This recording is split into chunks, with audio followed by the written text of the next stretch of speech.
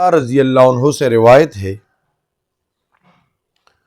کہ نبی اکرم صلی اللہ علیہ وسلم نے فرمایا ہے کان من دعاء داؤد علیہ السلام کہ داؤد علیہ السلام دعا مانگا کرتے تھے۔ وہ ہے کہ نبی اکرم صلی اللہ علیہ وسلم نے ہمیں سیدنا داؤد علیہ السلام کی دعا سنائی۔ وہ دعا بہت بہترین دعا ہے۔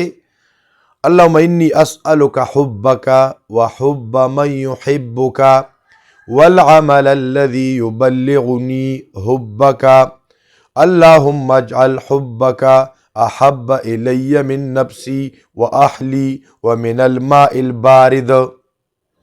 یہ بہت قیمتی دعا ہے سالکین راہ حق کے لیے کہ اے اللہ، اللہم انی اسألک حبک، اے اللہ میں آپ سے آپ کا محبت، وحب من یحبک، اور اس شخص کی محبت کا سوال کرتا ہوں جو آپ سے محبت کرتا ہے، والعمل الذی یبلغنی حبک، اور اس عمل کا سوال کرتا ہوں جو مجھے تیری محبت تک پہنچائے۔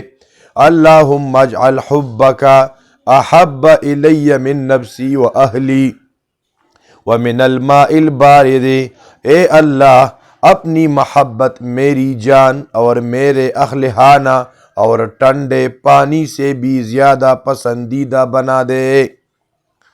اس حدیث پاک میں اللہ رب العزت کی محبت مانگنا اس کا تقاضا ہے کہ یا اللہ میں تجھ سے محبت کرنے لگ جاؤں اور ایسے اعمال کی توفیق مجھے دے دیجئے کہ تیرے محبت تک پہنچائے، اور ان لوگوں کے ساتھ میرا محبت ہو جو تجھ سے محبت کرتا ہے۔